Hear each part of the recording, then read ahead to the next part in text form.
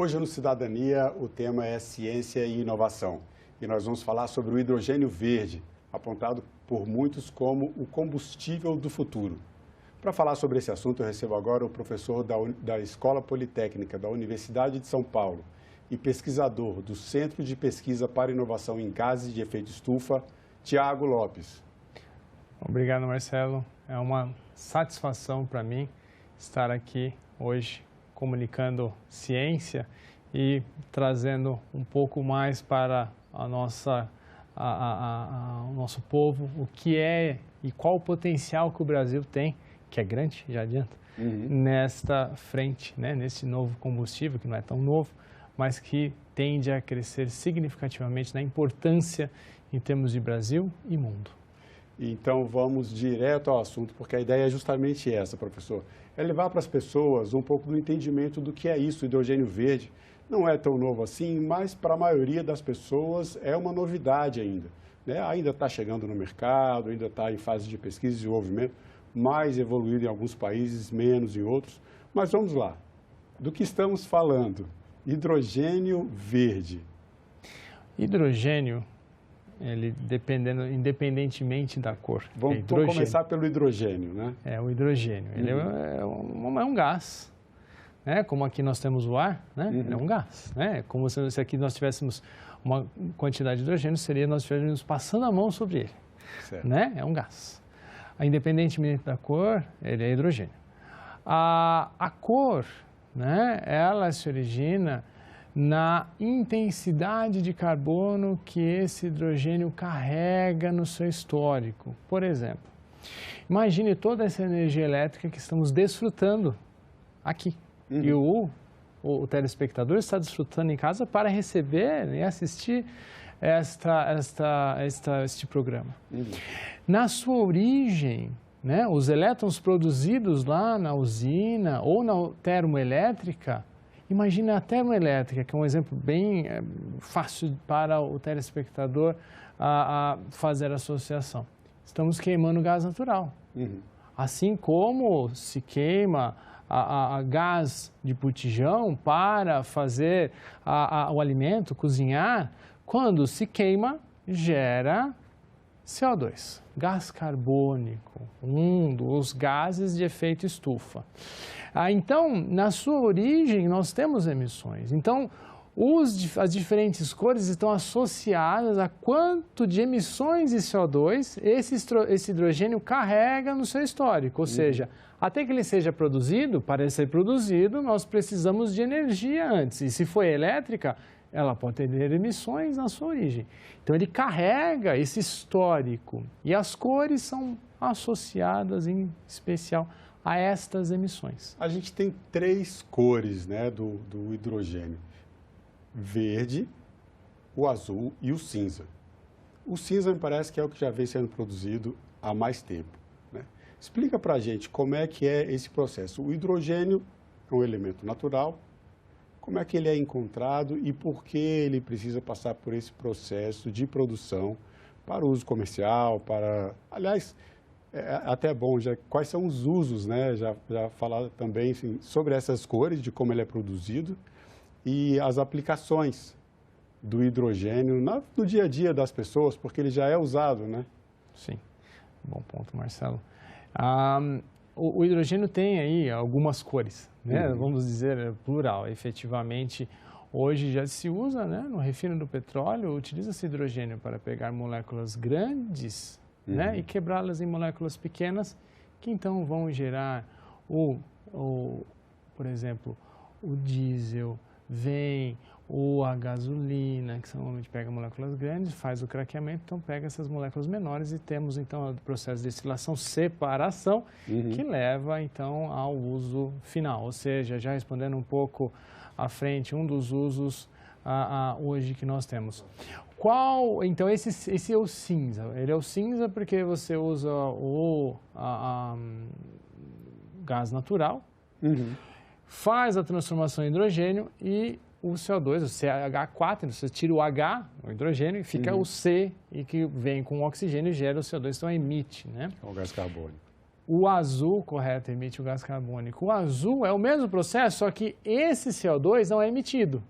Ele é canalizado, vamos colocar assim, e estocado geologicamente, né? Só que ele não vem de uma origem renovável, vem de uma origem fóssil, né? Como o petróleo.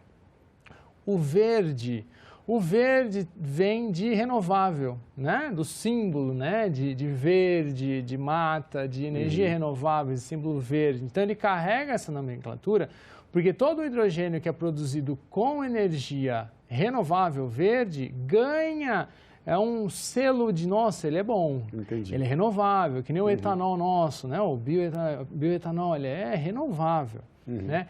E por que nós precisamos de uma energia? Porque não se encontra o hidrogênio naturalmente. Sim. Na maioria dos casos, não existe hidrogênio naturalmente, em alguns casos específicos, afora alguns casos específicos, para sermos extremamente rigorosos, mas não se encontramos, por exemplo, como abundantemente encontramos petróleo. Sim. Né? Então, nós temos hidrogênio na água, H2O. Nós temos hidrogênio no metano, CH4. Nós temos hidrogênio em uma gama de biomassa.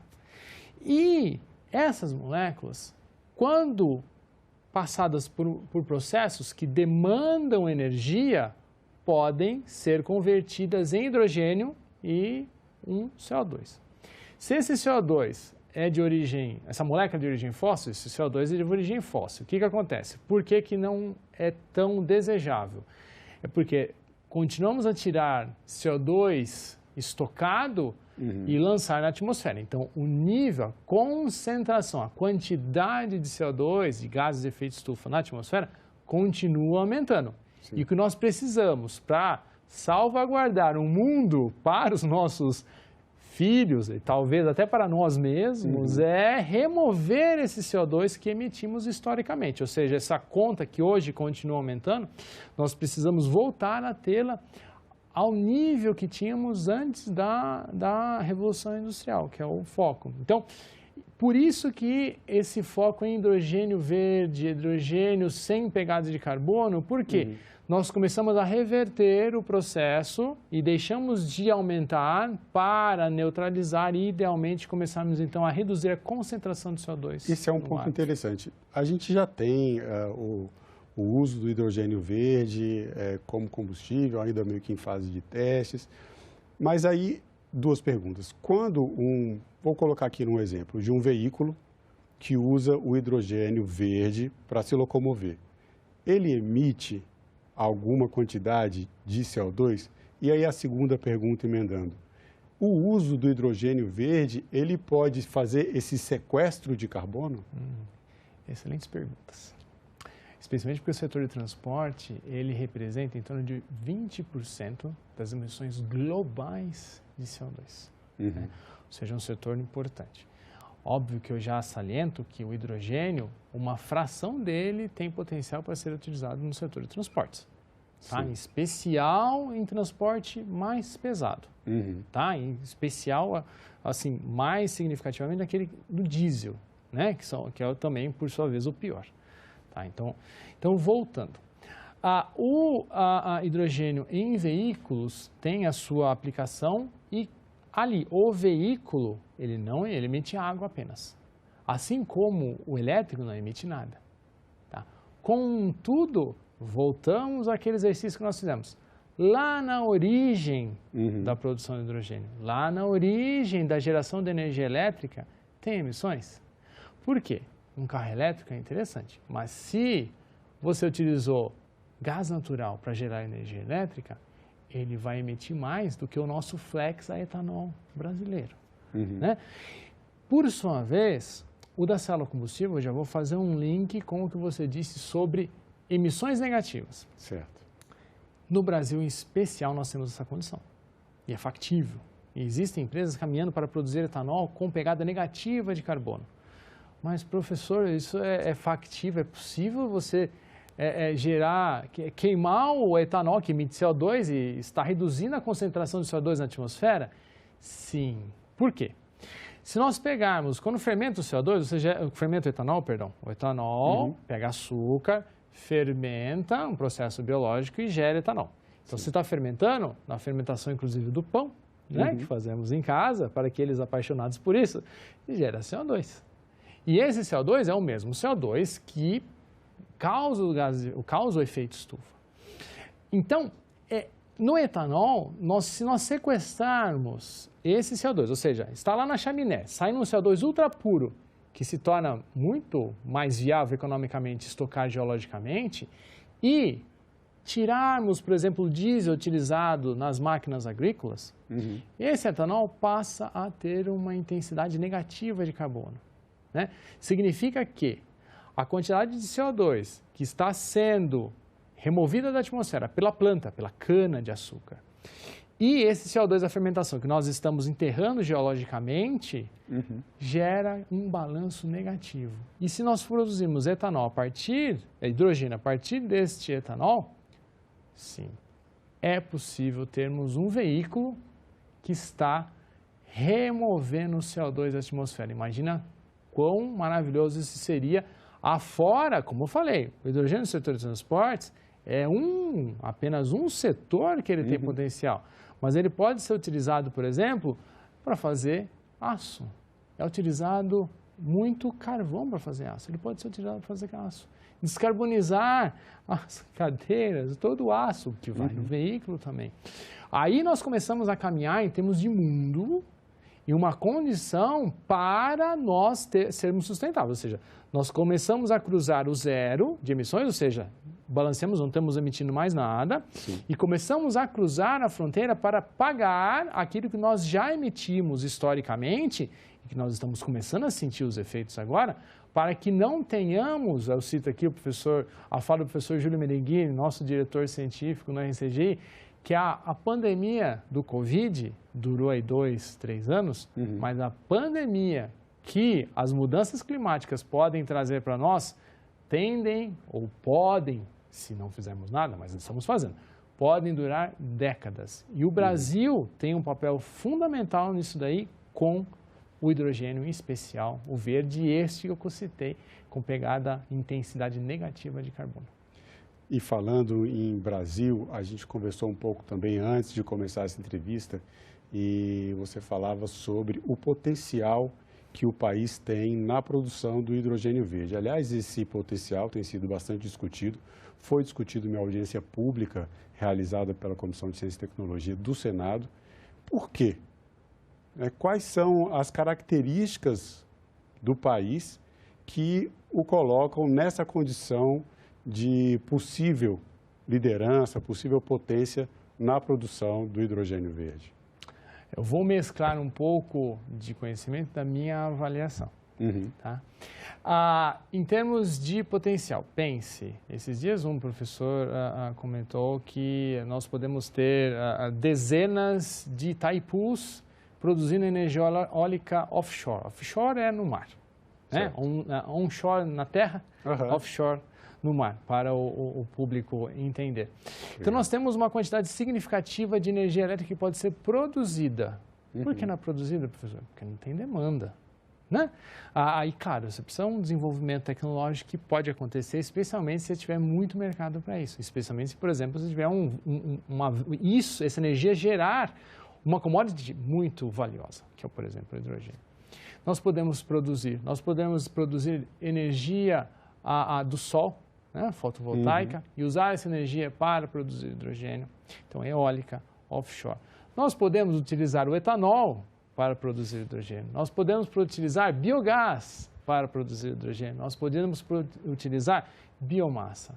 Então, se nós somarmos as condições que o Brasil tem offshore com as onshore, nós temos uma condição, não vou dizer única, porque eu acho que nós precisamos, inclusive, incentivar isso, né? Na minha fala na comissão que nós tivemos agora, nós precisamos ser estratégicos, estudar de forma bastante estratégica o potencial nosso, mas ele é significativo na quantidade que nós podemos produzir e nos tipos valiosos, porque se o hidrogênio verde, em termos de mundo, é visto como um fantástico, imagine este que pode ter pegada negativa de carbono.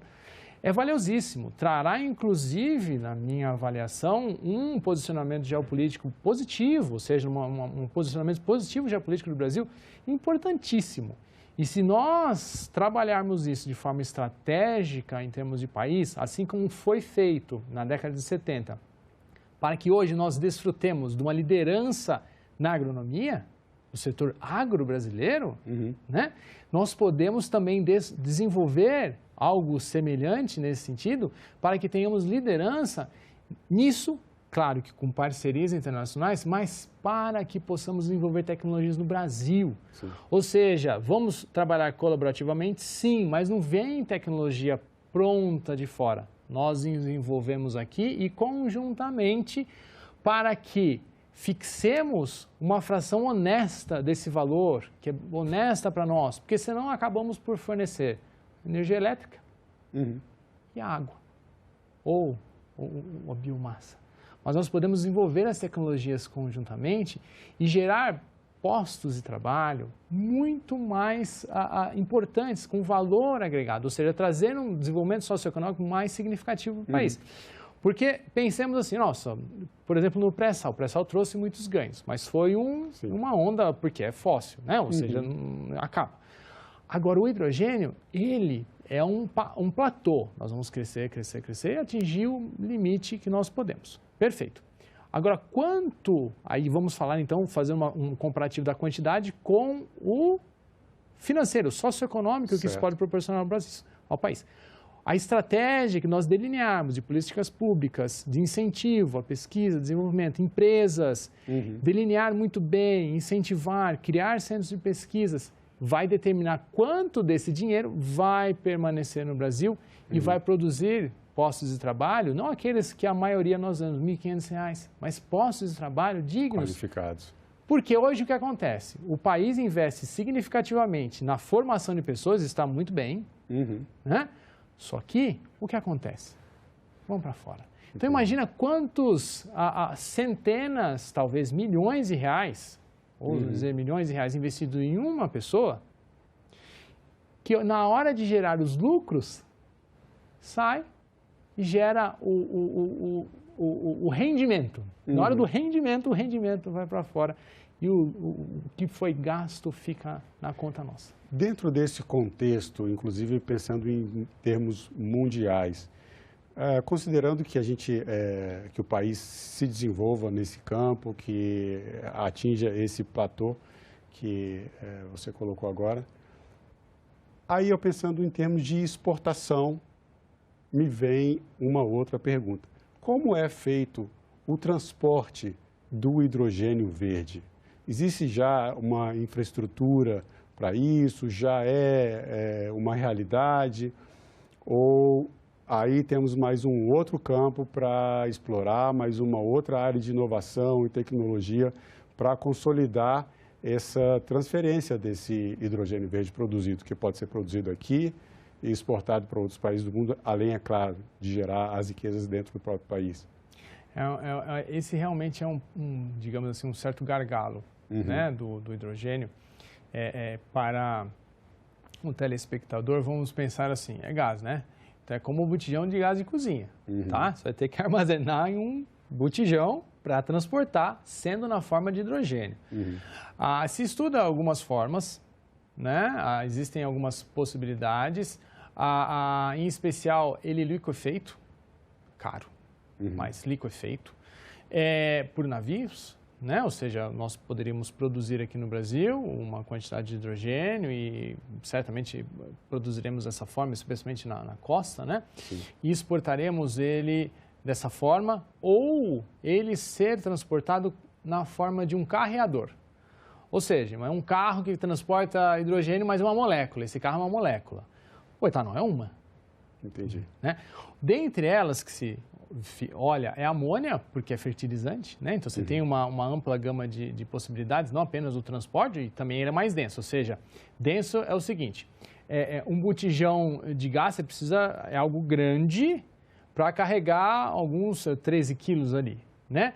Aqui agora que se você transformar isso em hidrogênio, você precisa de um volume grande e o cilindro é pesado. Tá? Então, o que acontece? Encarece. Tá? Mas as formas que você faz é você liquefar ele.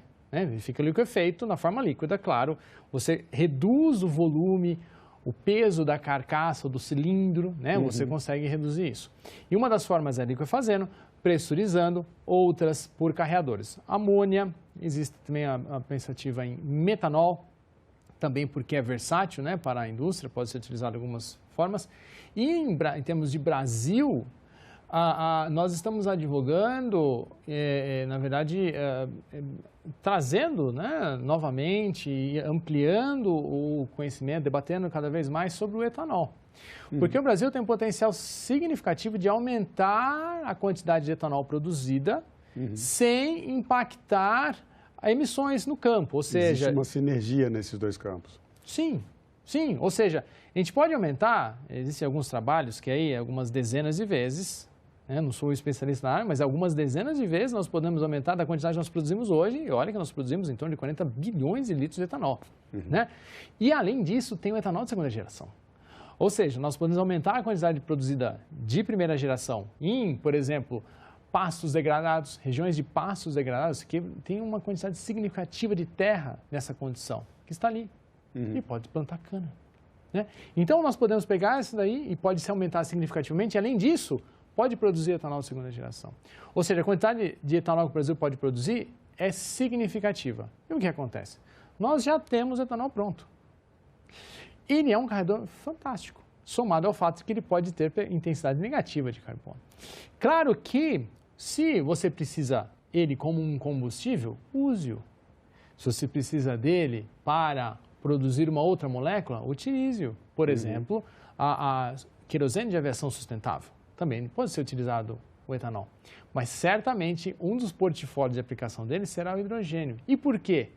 Porque você transporta ele na forma de etanol, logística pronta, hoje no Brasil e no mundo. O Brasil exporta etanol. Quando ele chega na ponta, aí faz a separação. Perfeito. Faz a reforma. Ele está aprendendo sobre hidrogênio. A gente está aqui para isso. Né? Já faz a reforma e a transformação. Só que o custo significativo você eliminou. Somado, você não precisa transformar a logística. Está pronta. Né?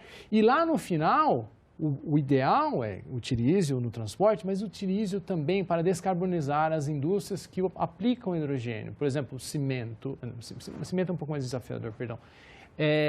Aço, produção de aço, na indústria química. Você consegue descarbonizar setores difíceis de serem descarbonizados com hidrogênio. E se tiver uma intensidade negativa de carbono, nós começamos a fechar a conta para caminharmos para reequilibrar o desequilíbrio que estamos causando com as emissões e as mudanças climáticas que estamos sentindo. Nós precisamos reequilibrar esse ecossistema. Professor, para a gente encerrar a nossa entrevista, uma pergunta sobre a situação, né, e a questão dos investimentos nessa área, especialmente em pesquisa, ciência e tecnologia, ciência e inovação, que a gente falou aqui na abertura da entrevista. Como é que está o país nesse quesito, em relação aos investimentos e quais as experiências e iniciativas que você destacaria que estão em andamento aqui no Brasil? A gente tem mais 2 minutos, mas a palavra é toda sua. Obrigado, Marcelo. Vou procurar resumir aqui. Nós temos algumas iniciativas, né? Eu diria que isso é a minha avaliação, tá?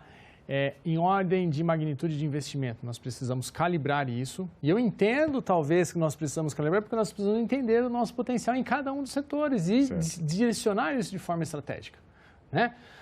Nós temos algumas iniciativas, por exemplo, no Research Center for Greenhouse Gas Innovation, Centro de Inovação para Pesquisa em Gases de Efeito Estufa, que você me apresentou logo no início. Nós temos projetos para a geração de hidrogênio.